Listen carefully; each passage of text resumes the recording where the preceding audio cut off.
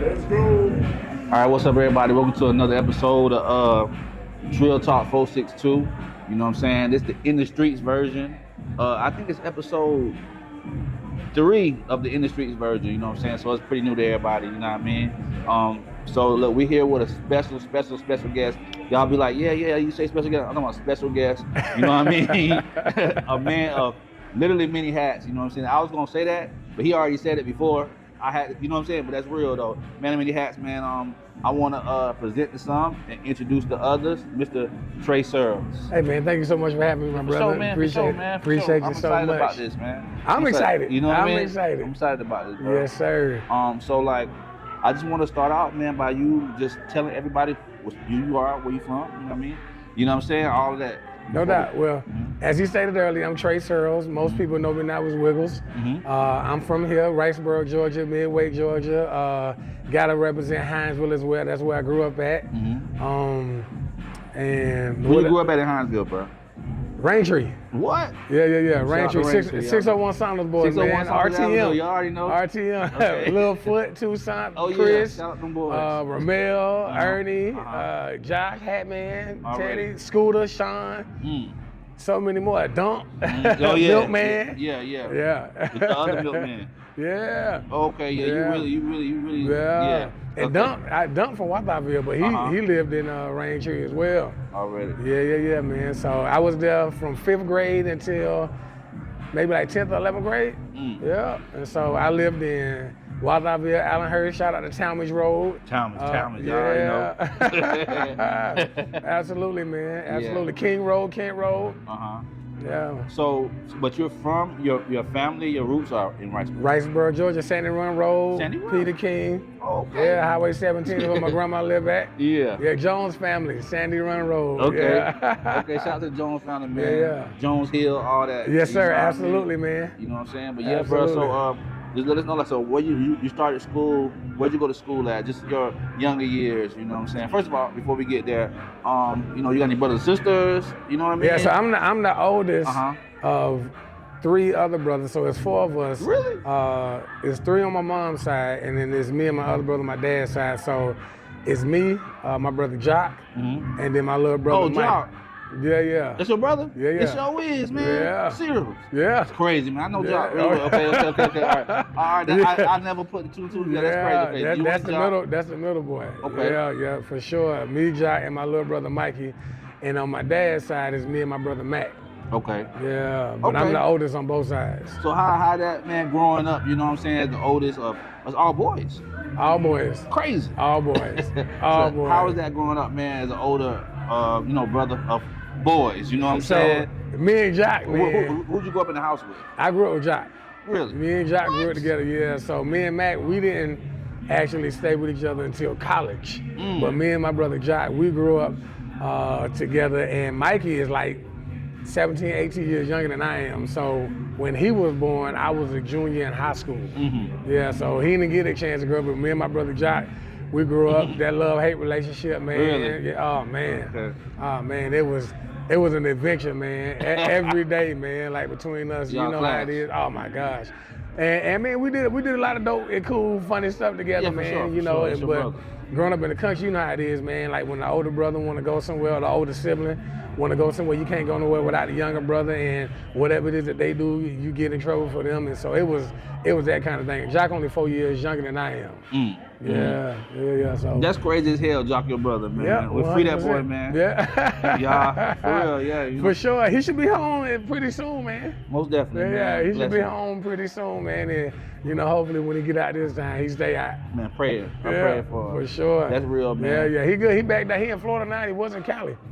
Yeah, all the way over there? Yeah. Oh Sheesh. man. Hey, that Fed time different. Yeah, they go here. Yeah, He be wherever. Yeah. He was in Cali, man, and so hopefully now when he come back to Florida, we'll get a chance to kind of see each other more frequently until they get home. Already, bro. That's good you there for him. You know what I'm saying? As much as you can be. As much You know as I what can Yeah, be. that's what I'm saying. We still bump heads. Yeah, I mean, hey, Yeah. that's what But it let is, me you tell you though, we bump heads, man, because there's a lot of stuff that he want to do, and there's only so much that I can do or will do. You know what I'm saying? Yeah, but for sure. he got a lot of stuff in the works, man. Jock is a writer. You know what I'm saying? So he got a lot of books that he's writing, that he worked on. I typed up one for him, man. Nice, man. We just got to get it on the market. You know what I'm saying? So I'm kind of the hold up on that. Yeah. But again, there's certain things that I can and can't promote or will or won't promote. You understand what I'm saying? Nice, but man. it's a great book. Great book, man. Great storyteller. Good. Great storyteller, man. That's good, yeah, man. for sure. So I'm excited, man, for him to come back home and be able to do those things. Already, man. Yeah, for sure, man. So anyway, so we want to see like, so you went to school in Hinesville, right? Right. So I'm like a local military brat, but we weren't in the military. So we was, look. I lived in Riceboro with my grandmother. Then I moved back in with my mom in Midway. It's a deserted trailer park out there now, right before you get to that little short stop. Well, I know exactly. It's right before you get to the light company. There. Rat Mama used to stay there. So yeah, it was a trailer park. Yeah, but there's nothing there right now. Right. So we lived out there, man. I went to Joseph Martin from K to 2nd grade. When we moved to Walthamville, I went to Lyman Hall for 3rd and 4th grade. Then when I moved to Raintree, that's when I went to Buck-Gwinnett, 5th grade. Went to HMS all 3 years. Went to Bradwell all 4 years. Okay, so you went to Bradwell and HMS. Yeah. Yeah, both of them schools, man, they treacherous, man. You know what I'm saying? Like, when I say, like, a lot of people that, you know, I know it's hectic there, is what I'm saying. HMS, that's where they, having all my family in Walthamville area, Riceboro area, living in Raintree. Back then, Dog Pound, Raintree, hey, you know, shout out to my bro Chunky, you know what I'm saying? Chunky, he was like my brother, you know what I'm saying? Because him and Jock, they blood brothers. Chunk? Yeah, Houston. Yeah, they got the same. Yeah, daddy. Really? Yeah, for sure. It's crazy. Might not have known that, but you know now. Okay. So the Houstons, man, like that's my brothers. That's his family, man. And so it's kind of like Chunk them, they've always kind of grabbed me as their brother, Chunk and Piggy.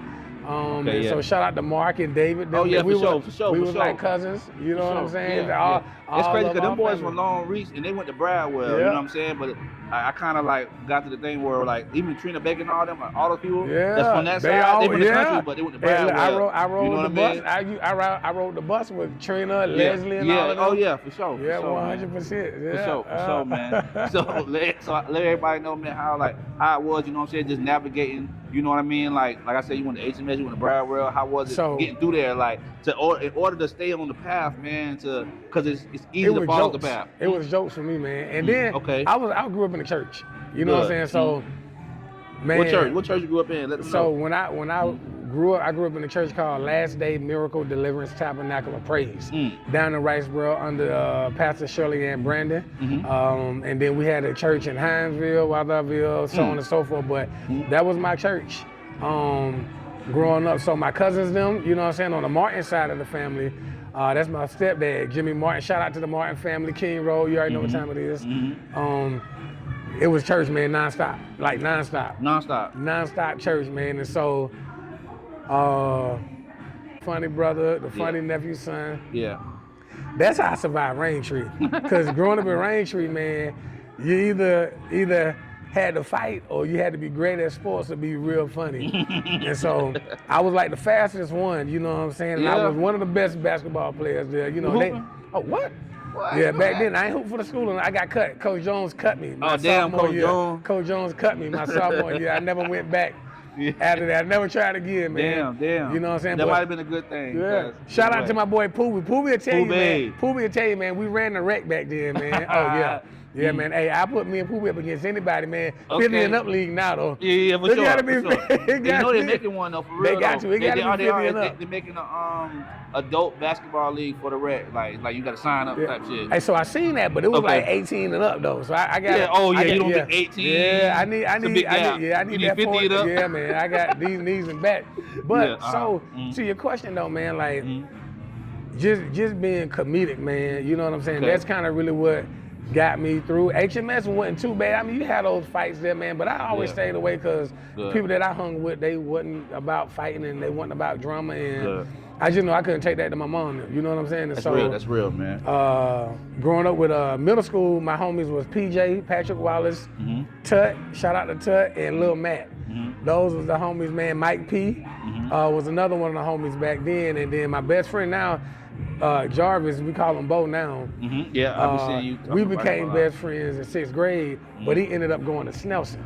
You know what I'm saying? And so it wasn't until high school, again, going back to Raintree, really just having a different environment to be around. You know what I'm saying? And so living in Raintree, being around a mixed, diverse group of folks. So I had church friends in Raintree, family friends in Raintree, and then I had the hoopers and the crazy folks in Raintree. So it was like, it was a nice little blend, man. You know what I'm saying? Yeah, so like you got to be around and see all the type of people you were still yourself at this time. You know what I'm saying? So, and like they still respect you for who you were. So you can go here, you can blend in here, and still be yourself. And never, honestly, never had to get into a fight at all, man. I never forget the one time, man. When there was a real bad blowout, man, between Raintree and Walthamville boys. And Sean, see, they used to call me Ice Trey back then, you know what I'm saying, or Mr. Freeze, but that because I played basketball, like Ice Trey, the jokes, my name Trey. They're like, Ice Trey, where you going, man? Like, hey, man, everything all good? I'm like, hey, man, like, I wasn't never scary. But now that I'm older, I realized when my attitude started getting bad when I was in college was the fact that, you know, sometimes people don't know where they'll go when that switch does hit. You know, so I wasn't that, man, because my mama could fight. You know what I'm saying? My cousin done fought. I just didn't want to fight. I saw it. You know what I'm saying? I saw it, and you know, you get a little too dangerous, man. You never know what'll actually happen. That's real. You know what I'm saying? So I wasn't scary. I just didn't want to fight. That's all that was, and I didn't want to have to fight my family. Walthamville. It was all good, and I ain't catch no slack, man. Good, man. That's good. Like a lot of times people, man, they like some people, they'll see who you are and they be like, man, I know like I'm gonna protect him to a certain extent. You know what I'm saying? Like, I'm gonna make sure he don't even have to go through this, or you know what I mean? I know he with us, but he not like that. So like we're not even gonna involve him. I tell you, man, the two people that I could give credit to something like that were three. Dump. Okay. Cause there's one time, man, them boys wanted to jump me in Raintree, man. For what, man? Why they want to jump you, bro? You know, I got my church family. Them guys, they messing with my church family or whatever, and so kind of giving them the heads up, like, hey, y'all kind of just got to be careful how you move. So you pressed them? Yeah, you know, well, I mean, I'm trying to look out for my church folks, like, hey, just be careful, man, because you never really know. Like, hey, man, and so they found out, and so Dump gave me a heads up, like, hey, man, they calling you outside, man, but you know, you got to be careful because they gonna want to do that. So I went outside. You know what I'm saying? They knew what was up, and so I'm like, hey, look, if y'all want to hear what I said, let's go to the person that I said it to. And we did that. I said, hey, tell them what I said. You know what I'm saying? And that was that. They told them, nah. She was like, nah, I ain't trying to get into none of that, man. Look, I'm straight on all of that, like, we good. And then that was the end of it. But Dump, for sure, Tucson, man. Tucson used to always be with me on the court. You know what I'm saying? And, like, shout out to Tucson, man. Doing really well right now, man. Good. And then I say Scooter and Sean, man. Scooter and Sean, they were brothers. They moved, them and their family, they moved there, man. But me and Sean was the same age, and Scooter was older, so Scooter used to always make sure I was good too. Sure. Yeah. So a lot of love and respect to those guys, man. Already, man. So you went all the way through school. You know what I'm saying? You was living there. You lived in Raintree. So when you got in 11th and 12th grade, when did you decide, like, hey, I want to go to college? Or you already? College was always on the table for you? Well, nah, because I actually really wanted to be an entertainer, man. And so, in my family... What do you mean entertainer? What you mean? Like, what like... Will Smith, Martin Lawrence, Eddie Murphy, movie star, TV star. I actually just posted that on social media, man. Like, I wanted to be on television. Like, you got the qualities man, to do you know, it. But then I didn't know that there was like acting schools, or you should go to theater colleges or whatever, like SCADs or art institutes. And my family, they didn't suggest it. My mom, she was all about, hey man, if you're gonna go to school for computers, get that money, you know how to do that stuff, so on and so forth. And when I did decide to go to college, it was just last minute. It was maybe like the summer of 2002 after graduation. You already graduated, you wasn't planning on going to college? Man, I didn't sign up to a certain extent. Bro, I didn't sign up for college until June. Bo, he was the one that said, hey man, I'm going to Valdosta State.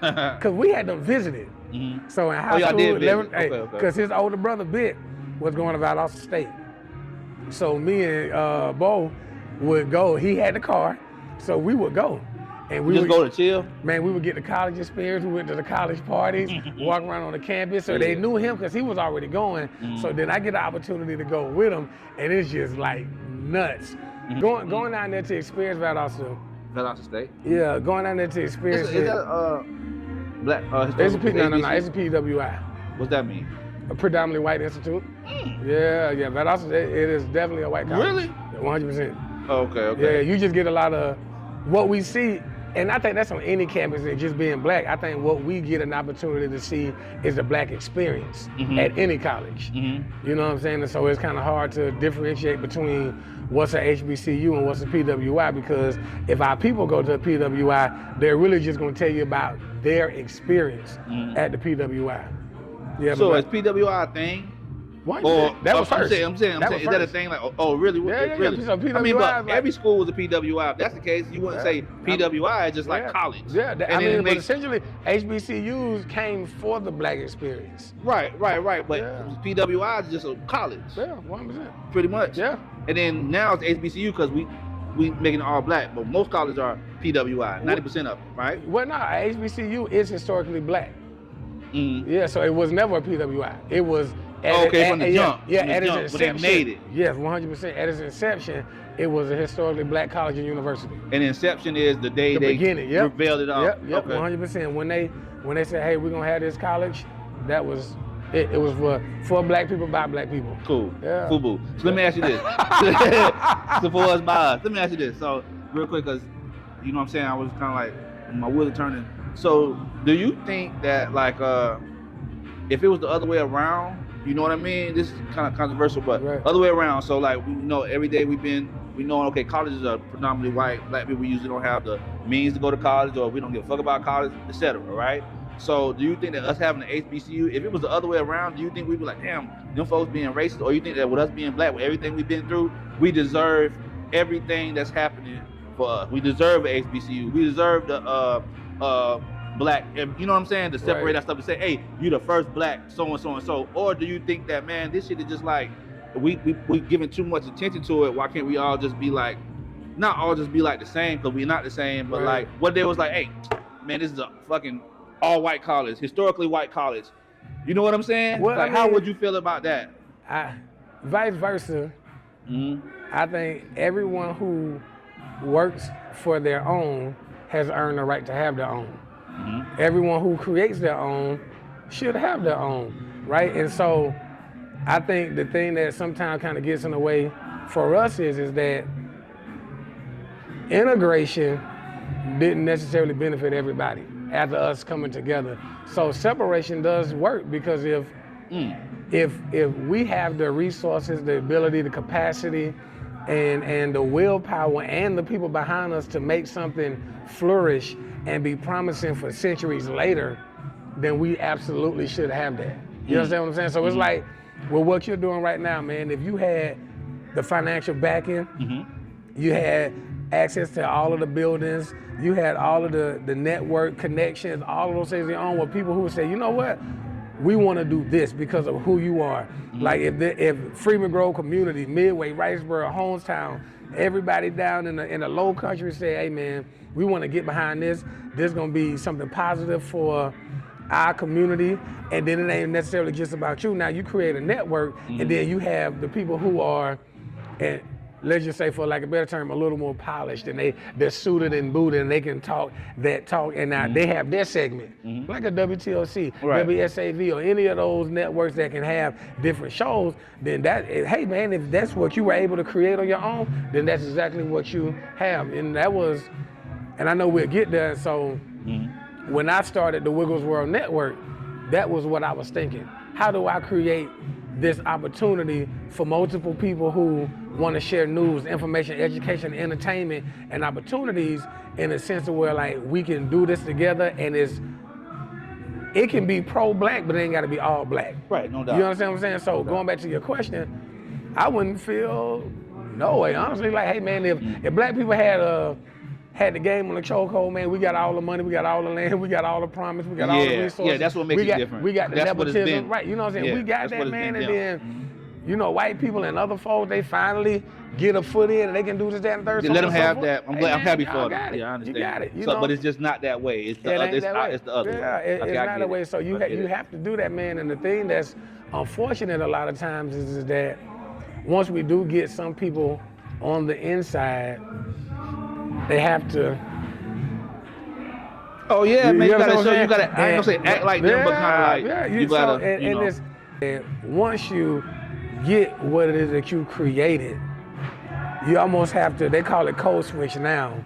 You got to be this way here, and I'm like, they try to say like, you ain't keeping it real and all that. I've been using the term polished. It's okay to be polished. You know what I'm saying? To be able to be in different dynamics, man. But again, to your question, man, like I honestly wouldn't take offense to it. I think, you know, we as black people. You wouldn't take offense to it if, like you said, it was the other way around. If I'm benefiting off a system that was created for my people, by my people, and I'm getting it, and now all of a sudden a minority group of people come in and they getting a little bit, but I actually still got the game on lock. Oh yeah, for sure. I'm not tripping. Yeah, you know, I get it. I'm not tripping. I get it. That's me personally. I'm not tripping. You know. I get it. Good. I get it, bro. So. Your Wiggles network that you were saying, man, we're gonna get there, but I want to say this before I forget. So I can put my show on your network, 100%. like, you know what I mean? 100%. Like, so you know, like, what is it? Charlamagne has the Black Effect, right? So like it's like an umbrella. So Wiggles network is like an umbrella of entertainment or whatever. At one point in time, I had 12 different different shows. Really? 12. When I had stopped working, and I was just doing this, man, and I had 12 different shows with different people on the shows. I might be a special guest on each of the shows because some people just felt more comfortable with me being on there talking with them. But what kind of shows were they?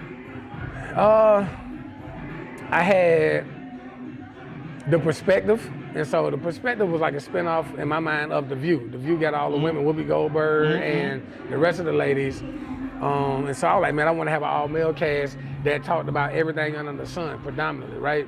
And so I did that show. I had a show called Bite My Tongue. It was maybe 4 or 5 black women who talked about professionalism and how they had to be and act a certain way. So they talked about different subjects with that.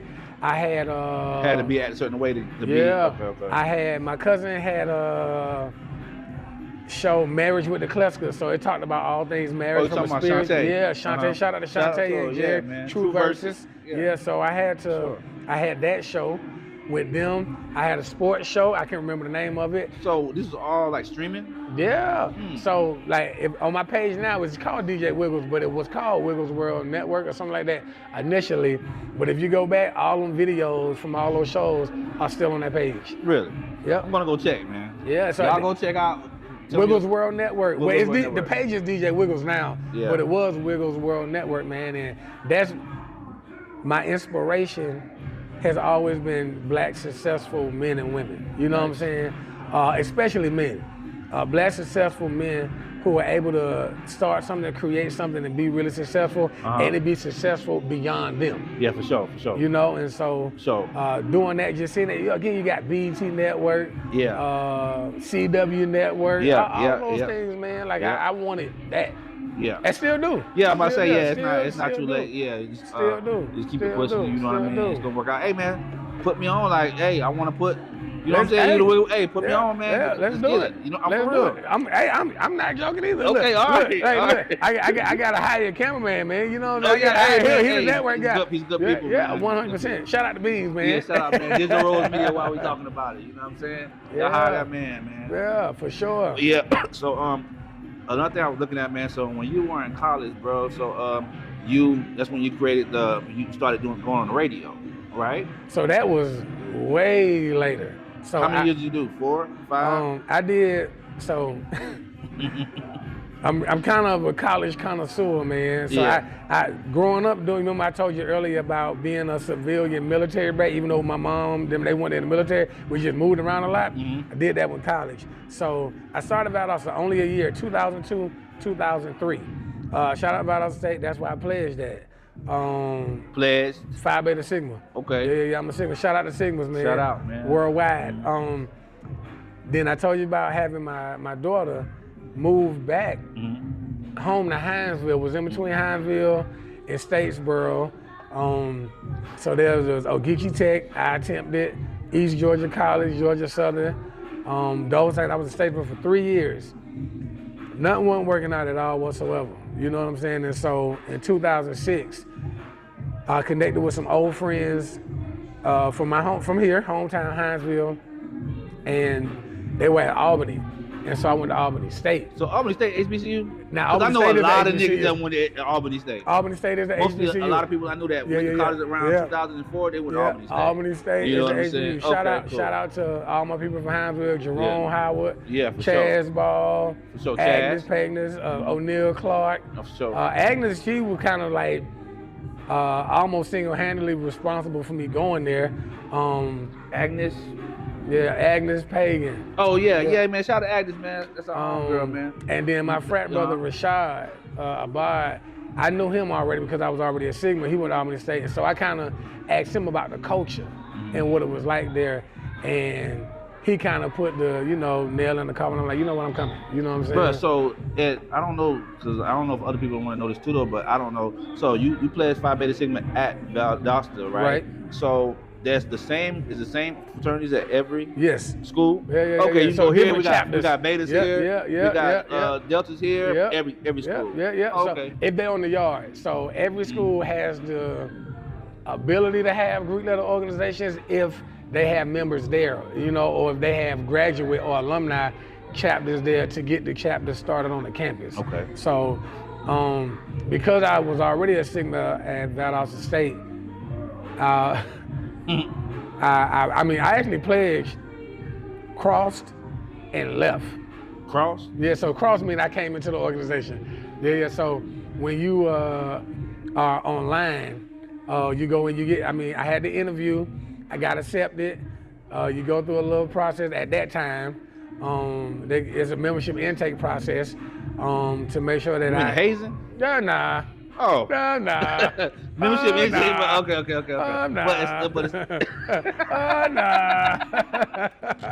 okay, no, I get it. Nah. Not hazing, but a membership intake process. So membership intake process is basically you learning the information about the organization. No doubt. And being able to pass the test at the end of that process. No doubt, I get it. With a group of people at the same time. Okay, so you and how many other people? Yeah, it was 16 of us all together. So I had many? 15 line brothers, 16. Okay, gotcha. Yeah, and I gotcha. was the 15th online. Gotcha. And so when I moved back home, Georgia Southern had Sigmas down there too, Pyro chapter. And so shout out to Warren Gooseby, Lucius Character, Kobe, Eli. Those were like the first 4 guys that I met down there. Lucius and Gooseby from Hinesville. Yeah, Gooseby, yeah. I remember he played ball or something. Yeah, right? yeah. And so and was coaching. Okay. So they were the first 2 to contact me on this. Shout out to James too, Meshach, all those guys, man. They took me on the Antoine, Ron, B. That's the bad thing we start naming folks. You feel like you leave people out, then they watch. Yeah, you don't want. Yeah. Everybody. I'm sorry. Yeah, shout out to everybody. They Everybody, took me in. y'all know so who it is. So those 3 years, man, they took me in, and I rocked with them there. And then when I went to Albany, that's when I really came into form as a Sigma. And even with my name Wiggles, that's when I birthed it all there at Albany State. So how that name came about? So when we stepped, we formed this thing, like they call it the Wiggly Legs. Okay. And so me and my line brother, Chris, we used to go back and forth about who could do it the best. And so we like Mr. Wiggles, Dr. Wiggles. And so when I went to Albany State, I called myself Elder Wiggles. By that time, I felt like I was like older than everybody that was there. Okay. Not everybody, Hence the but name the Elder part. Wiggles. Elder Wiggles, you know what I'm saying? And so I just did that. And then when I went to Albany State, I really didn't want nobody to really get too familiar with Trey. So I separated. I created a persona, a personality, so that I could go to school there, do my thing, get out of the way. That didn't happen, you know what I'm saying? That didn't happen. I got engulfed into the campus culture. That's where radio came in to play. Okay.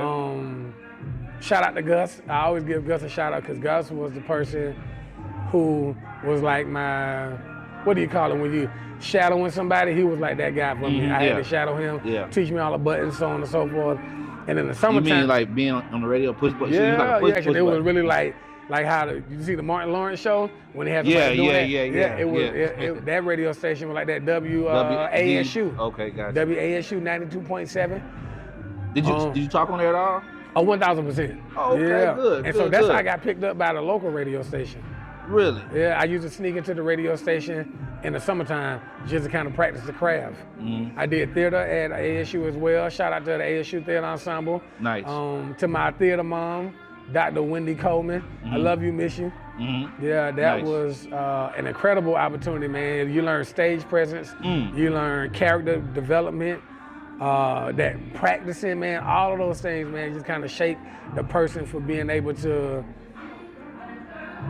conform almost or embody any environment to be successful. Nice. And so radio, man, it was just a voice, man. Like radio has always been my favorite job of all jobs that I've had. Really? Yeah, radio is it's something about connecting with people, but then being by yourself. I was by myself for the most part. Oh, how cool is that? Yeah, man. It's kind of like social media now, because like you can connect with people and still be by yourself. 100%. You know what I'm saying? To a certain extent. Yeah, 100%. But nothing like getting your voice out on the radio. Yeah, it's crazy.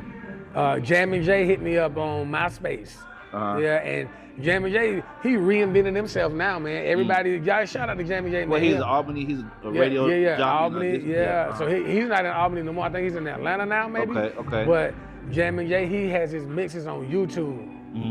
And I went somewhere, man, and they were playing this, man. I'm like, I know Jammin' J. Like, bro, like, I'm in the South, man, they playing this stuff. But shout out to Jammin' J, Dez, T-Nice, Big Baby, Big Pete, Steve. They were the ones who trained me and got me together when I was at WZBN Power 105 in Albany. Nice. And I did that for 3 years, 2008 to 2011. Nice. Yeah. Nice. So you were you still in school when you was? I graduated in 2009. So I got to Albany in 2006. So you just living there. You just stayed in Albany for a little while. Yeah, I didn't leave. I left Albany in 2014, came back home. Okay. So you had just made residency there. Yep. For sure. Yep. And by then I was working at the YMCA. In Albany? Yep. Okay. Yep. And so you stayed. So when you came home, what'd you do first? When I got back here to Hinesville? Yeah. You already had your DJ experience then, though, right? Yeah. So. And you had a degree in? Yeah. So my degree was in health and physical education and recreation. Okay. And I had just kind of got into it, man. My first DJ gig was my cousin, Shantae and True Verses. That was the first DJ gig I had, man. I DJ'd their wedding. Nice. And so when I got back home, I was already working as a YMCA sports director. I was hired at the West Broad Street YMCA, or they call it the Main Street I know exactly what you're talking about. as a program and operations director. So that was program operations director. Okay. Yeah. So when I got there, I was working with them at that Y, and I did that only for like a year though. Yep. Yeah. Took a break, and then I went into the school system. Here. Yeah. Okay. So tell everybody about the school system, man. Like, what do you do in the school system in Liberty County schools? All right, well, first let me say, man, this school system is the most incredible school. Liberty County school. The most incredible school system in all the entire earth. Let me start by saying that. For sure. Secure the bag. So I started in 2017 at Buck Gwinnett, the school that I went to 5th grade in, as a self-contained special education paraprofessional. I did that from self-contained? So self-contained is for those students who are in special education, but they need to be in a least restrictive environment, so they can't be fully functional in a general ed setting. So they need to have small group lessons, small group learning, teaching, or you have students who have that maybe have autism, or any other. I like to call them superpowers, that would cause them to not really be as successful as they would be in a learning environment where they could actually be themselves without being a distraction to themselves. You know what I'm saying? And so it was a beautiful experience because it showed me how I could be beneficial and helpful not only to students but to parents. Because when you have nonverbal students who can't speak for themselves, so you have to learn their language. You got to learn their body movements, and you got to learn their expressions. Students who are visually impaired, you got to be able to communicate with them because they have the ability to speak. They just can't see or see as well. Right. So it's being able to function in that environment and to teach them and to make sure that they get the same type of education that Everybody any else other student is getting. Already. And then also being able to work with parents to show them how to advocate not only for themselves, but to advocate for their students. For sure. To ensure that they're getting it. And I did that from November 2017 to the end of the school year 2018. Then I was offered an opportunity to become a special education teacher at Frank Long Elementary. And I did that from 2018 to 2022. Okay. Yeah. Kind of recent. Yeah, and so I was a second grade teacher initially. Then I moved to third and fourth grade, and then, not third, excuse me, second grade, then fourth and fifth grade, and then I stuck solely with fourth. And so as a special education teacher, you have what they consider caseloads. Yeah. And so you can teach multiple age groups depending on the need and depending on the number of special education teachers that a school may or may not have. Gotcha. So, man, I want to tell you this, though. Like, man, shout out to you because it takes a special person to, you know, actually go there and take time with the kids that need time taken with them. You know what I'm saying? I know the parents appreciate it, too. You know what I mean? No doubt. The kids, man. I know the kids appreciate it. You know what I'm saying? The parents appreciate it, bro. And that's a good thing, man. Like, you'll be blessed for doing that. You know what I'm saying? Like, and I tell you, man, one of the most beautiful things, man, is when I started. I think one of the students already graduated, but I lost contact with him. But James, probably one of the most famous students in Liberty County school system, man. Man. For sure, man. I think I just seen it. He just graduated. He's graduating this year. Nice, man. Yeah, so nice, to have been there with James at Buck Gwinnett, and hopefully Ashley okay with me saying this, you know, her, you know, and so it's just being there with him, being there with them in the beginning, and to actually being in this classroom now, his senior year, is just like seeing the evolution of James.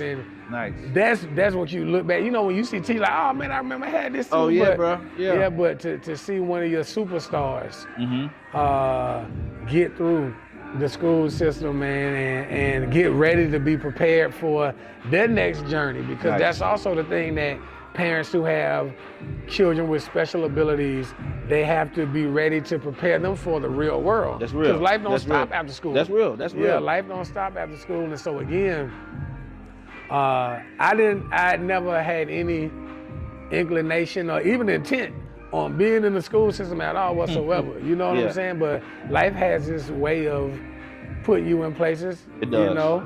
It does. And yeah. It does. You know, and so, and I also think too, sometimes when we make certain decisions, even if life wasn't supposed to be a certain way, just so that you don't go off path, if you're willing to follow the lead, you know, of God or the lead of whoever anybody else believes in, but my faith, as Codeine would say, I believe in Jesus Christ. Yeah, he did. That's real. Yeah.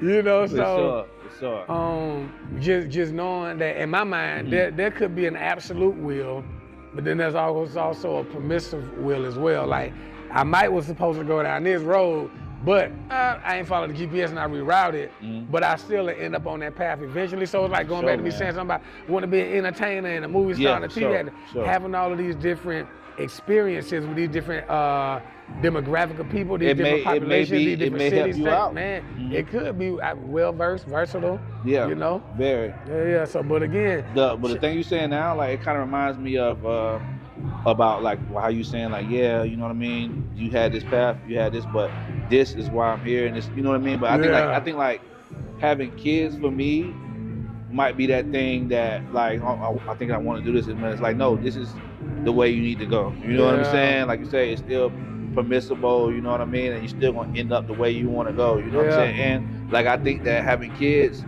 I know that having kids saved me. You know what I'm saying? And save me from doing a lot of things. You know what I mean? Because I know that, hey, at the end of the day, man, I got to go home to them, or you know what I'm saying? Right. Like, and that's those a things level get put of into place. You know, wisdom experience, and maturity. You know, because we've had this conversation. Yeah. You know, We did. before, We did briefly. Yes. and you were having this conversation with Codeine. That's why I remember hearing that you talking Yeah, I'm about trying to tell him. how Yeah. things change over time, man. And the reality of it is that even if we don't have or take the opportunity to become what we wanted to be, we now have an opportunity to teach, That's train, educate, shape, mold, That's right. and lead and direct our children. And if they choose not to go that way, So then them. that's totally on them. But at least now you kind of get to see it in another. So we ain't like the parents who like they wanted to be that football star or they wanted to be that basketball star or whatever sport fan they was, and now they yelling at their kids and like, you gotta do like, nah, it's more or less like my son, he just turned 20. And I tell him all the time, like, son, I ain't gonna, well, I shouldn't say fuss and fight because we don't do that at all, For sure. but I'm not gonna go back and forth with you. If you wanna go to the military, there's a test that you gotta pass or need to pass to get there. You gotta study. And that goes there. If you don't wanna go to four-year college, you don't gotta do that, right? Don't do that because God knows I wasted enough money for all of us. Yeah. Don't waste money or time. Go to Savannah Tech, right? Find you a couple fields you think you'll be easily adaptable or adjustable to, and you can fit into there. Go get your 2-year certificate and go make that money. That's real. That's just that. Yeah. And my son loves basketball. He can coach on the side. Who knows what that turns into? That's true. You know, he know the game. He got hurt and couldn't play it like he used to play it when he was, I coached my son from, 6, 7 years old up until he was like 14, you know, and then, then he got hurt. So around like the 11, 12, 13 year age, he couldn't run as hard no more. He couldn't jump as much with his knees. So after that, man, it just, kids changing you. You know, I think about those decisions that we make and how they impact, whether you talk to them about it or not, whether they talk to you about it or not. I read somewhere in a book that says that there's a 40% maybe, give or take, don't quote me on the percentage, but there's a number of people who only go as high as what they seen. So if like in the household, or, right, 100%. Yeah. So so it's like, no disrespect to anybody, but it's like, let's just say me growing up in Raintree, if I still lived in Raintree and my kids grew up in Raintree, there's a high probability they'll stay in Raintree or in somewhere like Raintree. Oh, no doubt. High probability. That don't mean it's the truth for everybody. High probability though. Yeah, it's a high probability. And if they do move, I believe that the mindset and the mentality Still be 100%. 100%. Oh, and, I know. And you see it. Again, no disrespect to anybody, man, because we all either can do what we can do or we all do what we feel like we're able to do. So that's a vicious cycle, right? So like, you know what I mean? It could be a vicious cycle, and it's easier to follow that cycle than to break out of it and say, you know what? It's like 10%. I don't know the percentage, but most people gonna just keep following the cycle. 100%. I mean, the truth be told, man, like I'm in a cycle. I'm polished. You know what I'm saying? And so it may not look as bad as what it may be, man, but I tell people now, man, like, yo, I live an incredible life. I'm having an incredible time in spite of, despite, because of, although, even though. Yeah, for man, sure. I live an incredible life because at now, 40 years old, I'll be 41 June 24th. My only goal, my only hope and desire is that in spite of my faults, wrong, bad, sin, whatever, I still want to be able to live a life that glorifies God every opportunity that I have. So whether I'm in a classroom, whether I'm behind a DJ booth, No doubt. whether I'm in another position, I'm just walking around Walmart or whatever it is, I'm just trying to exude that. And that's what I want to give to my kids. Like, hey, you might not be what you want to be. You might not be doing what it is that you want to do. But if you can do this and do it well, that's something that God can be like, good job today. That's right, bro. You know what I'm saying? Good job today. And so that's really, you know, where I'm at. But again, everybody's in some sort of a cycle. It just all depends on how you look at it. Yeah. You know what I'm saying? It's a box. it's a cage, It is. whatever it is, but It is. we are as free as we see ourselves. You know what I'm saying? And that's just that. And a lot of times, in my mind, I think we're not always truthful and honest because our truth or our honesty can adversely or negatively impact somebody else because we're telling the truth. Oh yeah, no doubt, 100%. Or we're being honest, you know what I'm saying? 100%. So again, when I say I'm in my cycle, you know, depending on how this is edited, depending on how this is edited, you know, that's what I mean. Yeah, sure. 100%. So, no, I get it, man. Yeah. But yes, like tell the people, bro, like about your first. I want to tell them about your master's degree, right? Okay. And then I want to know about like your, you know, about getting on the board. You know what I'm saying? That's dope. And one hand watch the other. You know what I mean? Yeah. Also, but the board you got selected for 2 boards, right? Yeah. Yeah. Tell us about that. That's dope as hell, man. Yeah. It's I appreciate it. It's nothing to be modest about. Yeah, I appreciate it. Yeah. So I got my master's in social work from Savannah State. I graduated last year, 2024. Nice. You went to the graduation. You had a whole graduation. Oh yeah, man. Went to the graduation. I had a whole weekend celebration. Oh man. Man, my mom, they put it together, man. This was the first time that I ever had my mom and dad's side together in one place. You know what I'm saying? So now there's no beef or nothing, but there's never just been a function where everybody has just come together. You know what I'm saying? Like ever. You know, well, function, no. Graduate, my high school graduation. Yeah, it was there. Yeah. College graduation, no. You know what I'm saying? But for this graduation, and I mean my first college graduation, no. But even the master's graduation, it was at the party that I had that everybody. Yeah, they wanted you at the graduation because you can sit here, you can sit there. Don't matter. Everybody at the graduation. Yeah, but everybody came to the party. Everybody was at the party, man, and that was really special. And so I decided to go into social work. I found out that, you know, even a lot of the work that we do now, even in education, it's all social work. It's all social work, man. But shout out to Shelly, Jerron, Lady D. Those were the 3 who kind of helped me see what I was doing and how I could do it and make an impact. And I used their experience and that expertise just to kind of see if it was something that I wanted to do, because working at a YMCA, Boys and Girls Club, shout out to the Liberty Manor House, you know, all of that social work without the titles of a social worker, you know what I'm saying? And so I wanted to, what really sparked it was special education and wanting to be an advocate for the students and for parents. And so every student that served under special education is given what they call an IEP. Yeah. So that individualized education plan, it's a team of people. So you have SPED staff, teachers, administrators, parents, and the students. And at a certain point in time, I started realizing that parents were just like, okay, sounds good. Yeah. Not knowing that their students should be receiving a certain amount of and a certain type of service. Also getting reports as frequently as they get progress reports and or report cards to determine how well their student was accomplishing their goal. Gotcha. For example, if my student is in 3rd grade but reads on a 1st grade level, when I go to that initial meeting, the goal ain't to get them to read 3rd grade, it's to get them to read at least 1 grade above. So 3rd grader reading 1st grade level has to read at least by 2nd grade level by the next time we have an annual meeting. Gotcha. And so if I'm not monitoring that throughout the course of the year as a parent, I'm really just relying on them. Yeah, man. To tell me if it's happening or not. There's a whole bunch of relying on for kids and parents. I mean, for teachers, parents. But the other part of that is a part of that team is also the student.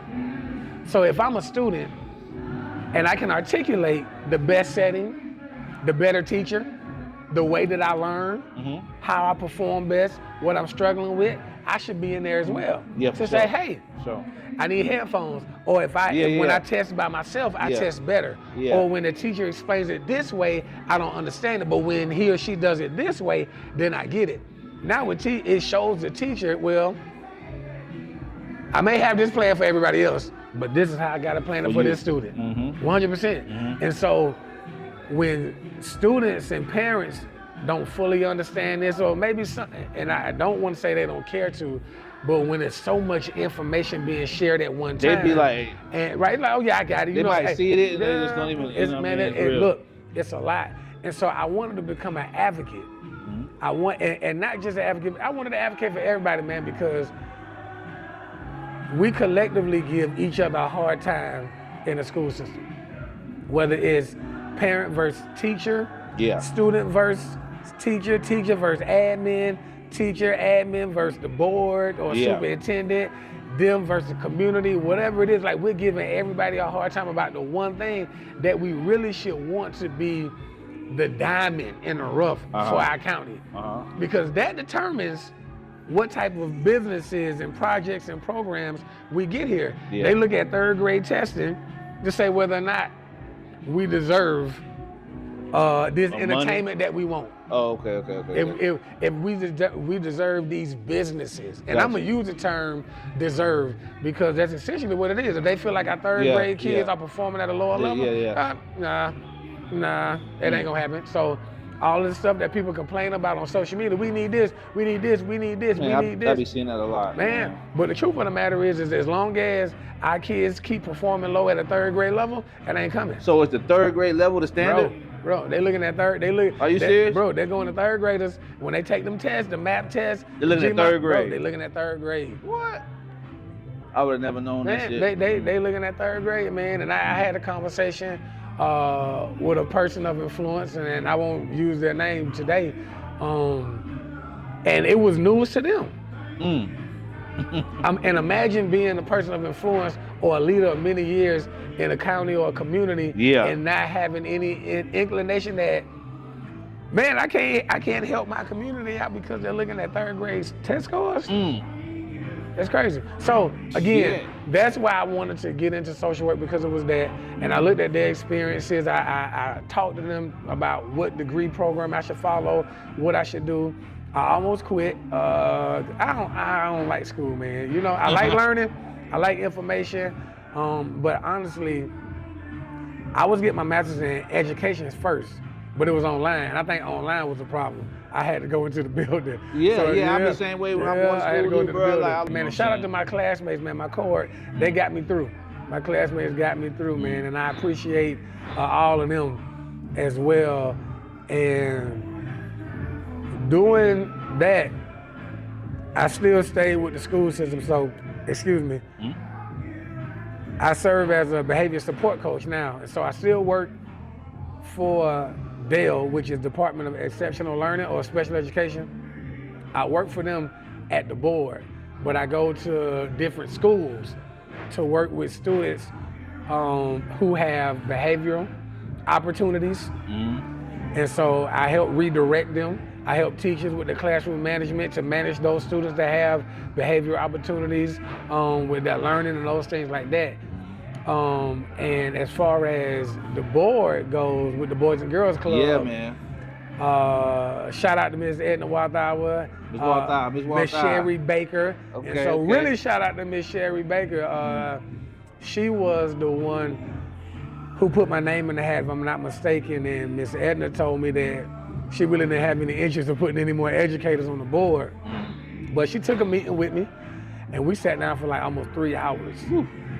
And my experience and my background with the YMCA, even working with the Boys and Girls Club through the YMCA in Savannah, and having that experience with having to work with board members and knowing that, hey, I'm not an employee of the Boys and Girls Club. I'm just here to raise awareness and funds. That's it. And, you know, give expertise where I do have that. And it went from there. And they voted, and I promoted it. And so you're the first to know, and for me to say it about the other board appointment to the Liberty County Youth Council. So I hadn't officially promoted it yet because I'm still waiting on my welcome packet, I guess you could call it that. And so once I get that. So the Youth Council, man, like, so what does that consist of? Like, and so here's the thing. I'm not totally sure.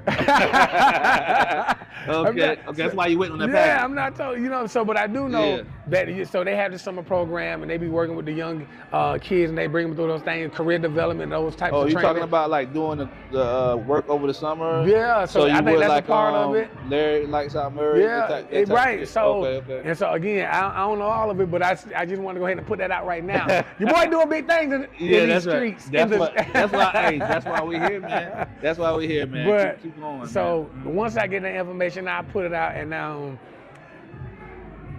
I'm excited about it. And I'll tell you why I'm excited about it before I go into the other one that you mentioned. I've been home for, it'll be 11 years in December. Okay. I've been home for 11 years, and I kid you not, anybody that I believed or felt was a person of influence or had power that was in the infrastructure, I think, from the black delegation. Okay. I've had conversations with them about opportunities for young men and women who want to serve their community, who want to be in leadership roles and positions, not for pompous or fame or anything like that, but really want to serve the community, really want to give back, really want to know how to help, or just really want to learn about the city government, county government, and to be able to educate everybody else so that we can kind of limit a lot of the back and forth on social media and just give out some real good information. It be a bunch of that shit, man. They got the parents involved. They arguing and they talk. I mean, it's crazy. Yeah, you know and they be arguing every day. And shout out to Patrick and Wendy Underwood. Shout out. I can't holistically say I know why they started it, but I know it's big. It couldn't have been this. It's big. With what happens in there, man. And so you don't want to stifle people. Yeah. And I think one time he was talking about like, man, I'm finna shut this down. We're like, nah, bro, we look to this. Like, I think they do a good job. I think they do an incredible job in opening up for that. The only thing that's unfortunate is that you shouldn't have to go to a Facebook group to find out information that you should find out directly from the source. Yeah. You know what I'm saying? And so that's not calling anyone school out or anyone grade level, anyone principal. I'm not getting into that, but that's the only unfortunate thing because I think that's why they get a bad rep. It's almost like they're doing everybody else's job, so they get a bad rep because people who are in the school system can't go back and speak for themselves. You know what I'm saying? Yeah. But I wanted us 30s and 40s, man, to be able to have that opportunity or at least create this young adult council. And I mean, shoot, at 30 and 40, I don't even know we young adults no more. Like we're It full-blown adults. seems like it. It seems like we're full-blown adults. And, you know, the concern is we have our predecessors in their 50s, 60s, 70s, 80s still holding positions, and there is no clear-cut sign of who the successor is, who's next in line, which one of, the citizens of Liberty County, Hinesville, Midway, Walthamville, Allenhurst, Riceboro, who's next, right? Who's being trained to be next? No doubt. And me and my cousin Shantae, we used to talk about it all the time, man. And it's one of the things when you get frustrated in politics and in church because you wait for people to die or age out, and then now everything is lost because no one has the information, no one has the toolkit, and the other people that could do it, they don't live it no more. That's real. You understand what I'm saying? And so another reality, a part of my truth is that growing up in the rec department, running track, playing basketball, volunteering as a basketball coach, track coach, and working part-time there. I remember. When Miss Brenda left Schumann, I applied for that job. Okay. Shout out to Miss Chantel. She's doing a great job there. She is. I applied for that job and had one of the best resumes, a lot of the experiences, but because Miss Chantel had already been there and known it, she got the job, and I thought it was the right decision because when I left the Y, my right-hand man, I told him I don't care who got the best resume. He knows it, so I respected that. Then when Mr. Jimmy left his job as a director, I asked Ricky, like, yo, you gonna do it? Ricky ain't wanna He do ain't it. wanna do it. Miss Sandra ain't wanna do it. Yeah. And shout out to Richie, he was working there, but he went to why? I don't even think he got asked. Yeah. You know what I'm saying, to be next. So I applied for that. It's probably why Richard left. Yeah. Shit. And I think I had a pretty good interview there. And So you applied for that? Yeah, I applied for that. I applied for Mr. Jimmy position, man, and of course I didn't get that, obviously. Yeah, how the hell? So, well, I mean, again, that county is county. No disrespect to nobody, you know. And I also know I had a conversation with Mr. End of the day, and that's why I use it for a segue to go into my next thing. It's unfortunate, but understandable why you have to be careful of what you say, how you say it, who you say it to, and what you do, because it can stifle your growth in a community like this. Now, am I saying that I should have been the Schumann director, or I should have been the Liberty County Recreation Department director? I might feel that way about myself personally, but hey, it ain't my business, it ain't my county. You know, they can hire whoever it is that they want. That's real. But why I'm so proud to be a part of the Boys and Girls Club board is because someone took the chance on me, right? And so, like, I say shout out again to Miss Sherry, because she was like, hey, let's get Trey. Yeah. You see, so like, and Miss Sherry, she's seen me from a kid growing up. Right. Seeing it, you know, seeing me growing up. Yeah, no doubt. And you know, you had the mamas when they know the ins and outs, or they, you know, of what you're going through personally. Yeah, for sure. Get Trey. Nice. And Miss Edna for taking the time to sit there and talk with me. Now, I didn't take the whole 3 hours Miss Edna did, but taking that time to have a conversation with me, to allow me to be me, to do what it is that I love doing within the confinements that I can, to make sure that we do what we're supposed to do and need to do. And so, one hand wash the other. Shout out to TJ, shout out to Cuz. Chastity, man, shout doing out. that thing. And so I've been telling them that, you know what I'm saying, man, how I can support them, how I can work with them and rock with them, you know, I don't mind. So we was at Freddie's event, and they stopped me, like, hey man, we want to do this, that, and the third, so on and so forth. And So this that was is the first time y'all really. Well, y'all talked So here and there, but yeah. So about that, about what they asked me about specifically, that was the first time. But we've been in conversation for like 2-3 years now over different things. And then they actually came out and supported me at my birthday stuff. Nice. Not graduation, it was graduation/birthday. They came out, man, and showed a lot of love. TJ talked to me just personally, man, and always bigging us up. The Sigmas for the work that we do, bigging me up for the work that I do. Nice. And just wanting that a part of what it is that they're doing. And we got a meeting coming up, and so I can respect people wanting to advocate. That's what I love most about that. Yeah, you know what I'm saying? I think the people who shy away from TJ because he's loud and he's boisterous and he's passionate and he want to make it happen, it's like, oh, you know what I'm saying? But I felt the same. I feel the same way when I saw the interview with Freddie, but I had to tell Freddie that personally. Sometimes you got to be able to separate the person from the mission, because while you may have the best ideas, you may have ways to go about it. You understand what I'm saying? I'm like, still be you and be true to who you are. Yeah. But realize that you have the same.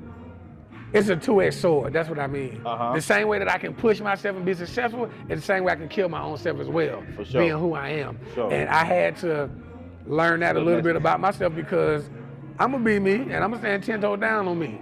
And I don't, cause I tell people, like, I ain't brown nosing, I ain't kissing nobody behind, I ain't yes ma'am and no ma'am, just to get into a door for somebody to still control me. Right.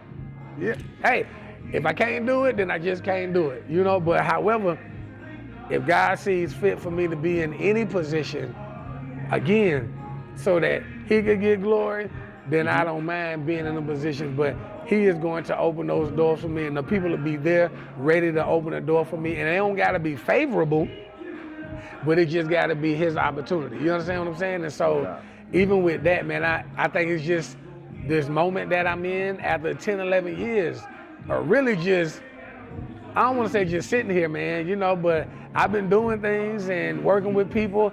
And the Bible says if you be faithful over few, make you rule over much. But it also says that if you Say it again. if you be faithful over few, he'll make you ruler over much or many. And it also says that if you be faithful over somebody else's stuff, he'll give you your own stuff. Nice. And so what I'm learning in this season is how to treat somebody else's thing like it's my thing. Helping them be successful, helping them bring their vision out and working with them without expecting anything from them, because the Bible says you give to the poor, he'll give back to you. So I don't expect anything from anybody at all whatsoever, because it ain't much more that anybody else can give to me that God ain't gave me already. Blessings. Say, man, you had a great past, a great present. Yeah. You know what I mean? From everything we talked about, great past, great present, man, you did a lot of things, you know what I'm saying? And you're doing new things right now, like, you know what I mean? Great things. So what is your ultimate goal for the future, man, the foreseeable future and the near future? Man, it's so much, so I'm gonna try to, you know, put it in like this. My business with my best friend, both Southern Hospitality Entertainment. We're working on a sitcom right now. Really? Yeah, the Bo and Wiggle Show. Shout out to Idris, man. He out in Columbia, South Carolina. He started writing the pilot for me. What? And so we got to do some crowdfunding, man. We need like 20 to 30K. You know what I'm saying, to get it together. 20 to 30K, you know. And so I want to do that. That's that movie, TV, acting thing. And I think we have a story, he and I together. I think we have a story that's really healthy for the black community, for people, period, but for the black community. Oh man, I can see it. We got something healthy. Southern Hospitality, man, just entertainment all throughout. You know, we host some good events, continuing that. Shout out to the whole Soho family. Happy Medium Learning Center. I started that a couple years ago. I want to bring that back. Happy Medium Learning Center is I want it to be a full day center for any student, special education, general education, but any student, any parent that has students to come in to bring their kids there where they can be homeschooled, but they be in there learning at their own pace with certified teachers, counselors, psychologists, all of those people in one facility, one standalone facility, and we're teaching them creative ways to articulate themselves. So whether it's art, dance, music, radio, TV production, anything, all in that one place. The one Happy Medium Learning the Happy Medium Learning Center. I want to bring that back. Wiggles World Network. I want to get back to that. Get that together. Let me know. Yeah. So I can, you know, umbrella. We gonna get under that. You know what I'm saying? I want to bring the Wiggles World Network back. I want to do it. TrillTalk462 under there. Yeah, I want to do it. I miss it. I really want to do it. So getting a facility for that, and it might be like an all-in-one facility where I can do everything I want to do in one building, and everybody have a house to be at, somewhere to go, man, and we ain't got to just be at random places, rent places like it's our spot. Already. So bringing Wiggles World Network back, and also YJC, Young Justified Christians, man, got a space for gospel artists, singers, songwriters, dancers. We had the One Love Christian tour, and we did that, man, and it was great. Man, I love God. I love God's people. I love God's word, and essentially that's it.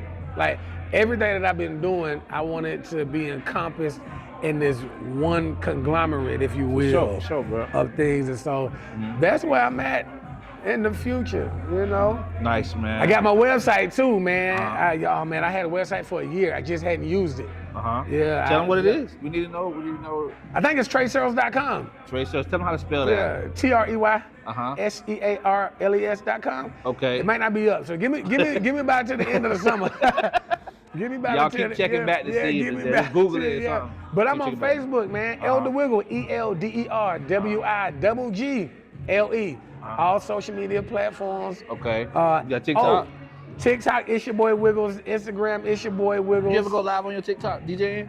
No, You just start. they Just do it. They be taking me through the ringer with trying to like confirm my identity. I've been TikTok? trying. Yeah, I've been trying. The license I put it up there. TikTok. No way, bro. Stop tripping, man. TikTok doing that? But listen, I told somebody I was gonna bring my start DJing on the YouTube. When I was doing the dances, the kids would come up to me. You got a YouTube channel? And I'm like, I do, but I don't record. And I had just said it yesterday or the day before yesterday. Then my big cuz, Carlos Bradwell, shout out to Carlos, my cuz. He said, hey, cuz, you got YouTube, man? I like, man, I just said I was gonna go ahead and get on there. He said, you need to, man. This guy talking through me. Yeah. Said, bet. So you on the YouTube channel with me DJing. Bro, And so I'm telling you, bro. That's cool. Like you said, you seen your boy Jimmy Jam on the mixes on YouTube. Yeah. I be seeing them a lot, man. But get your TikTok straight because people just going live, bro. I be scrolling. I'm like, oh, this is a dope ass mix. Yeah, and people they be doing watching. it. You know what I'm saying? Just do it. Yeah, just do it, man. So all of that, summer 2025. It's up. 2025, It's up, summer 2025, y'all. It's crazy. It's crazy. It's crazy, man. Hey, I can't leave without saying if you need a DJ, book your boy. Yeah, you know what I'm saying? For sure. Tell them how to get in touch with you. I know you on all social medias, bro. It is all social medias. I ain't gonna put my phone number out here because I don't want a bunch of random people hit me up. But it's on my card though. It's your boy Wiggles. ITS. Yes, sir. YABOY LES, man. We got to do a part 2. It's so much more we ain't talking about. Yeah. We gotta just do a scratched part the 2. But surface. this is it, man. But hey, look, I want to say this before we go. Shout out to you, one, for doing your thing. If y'all didn't know, man, TrillTalk462, it's been here 4 years. 4 years. 4 years. I went back. I didn't even know that. Yeah, 4 years. I went to YouTube to do my research, man. And the way that you've acclimated and that you've grown, just in your interviews, is amazing. You as a person, you as a man, Thank you, as bro. a husband, as a father, Thank you. coach. I watch it, man, and you, to bro. see that transformation daily, that accountability, man. I know you used to be a rapper, Thank you. writer, producer, all of those things, man. But to see where you are now and where you're trying to take the community, Thank you. I just want to commend you in that, man. Give you your flowers. Appreciate if it, it was bro. drink champs, I would give you the gold plated no flowers. doubt, too. no doubt. Yeah. I would, Thank shout you, bro. out, man, for everything you do. Thank And you. also, y'all see this back here, man. Yeah, oh yeah. JJ's. Yeah, man. Shout out to Jose, man. Thank you so much for allowing us For sure, man. to shoot here, man. For sure. I love the whole fam, man. You know, shout out to everybody, man. Again, shout out to my bros, Phi Beta Sigma. Sure. My son, Zeta Phi Beta, Soho, the whole fam. Shout out to everybody, man. I just want, my family, man. My mom, my pops, my auntie, my granny. Everybody. I love y'all, all my cousins, man.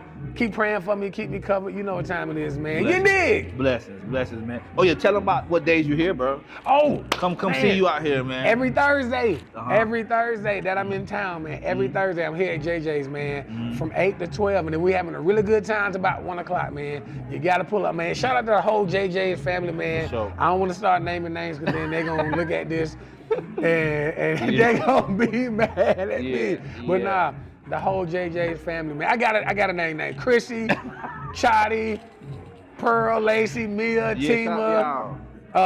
Vanessa, the whole crew, man. Like, shout out to all y'all. Yeah. Darren. You know what I'm saying? Doggone. Hey, man, club close. Hey, look.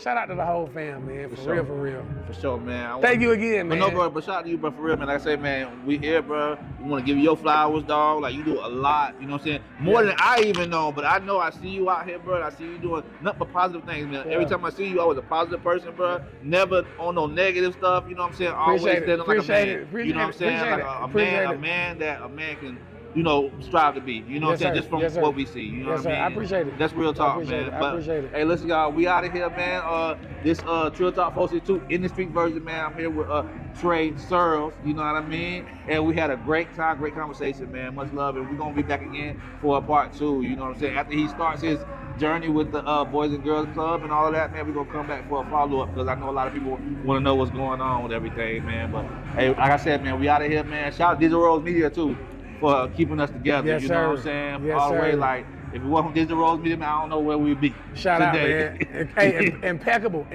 Yeah, job. I mean, I'm telling you, man. Impeccable Just job. hit that boy up, man. Immediately. Hit him up. Digital Rose Media. Hey, we out of here. On Instagram and all that shit. Hey, summer camp too. Summer camp. Okay. Boys and Girls Club summer camp. $300 for the whole summer. Sign your kids up. Yeah, I give them forgot something about to that. do. Give them something Yeah, to do. summer camp right now. Go sign up. Where do they sign up at? You got to go to Jordy Bacon, the Coastal Academy. Go Yeah. holler at Miss Bridget Kelly, man. They there for the after school program. So about 3:30, 4 o'clock, go ask for Miss Bridget. They get you signed up, man. $300 summer camp, Boys and Girls Club, Jordy Bacon, in Hinesville. Already, man. All right, man. We out of here, y'all. Shout Peace. out, man. Peace, peace, peace, peace.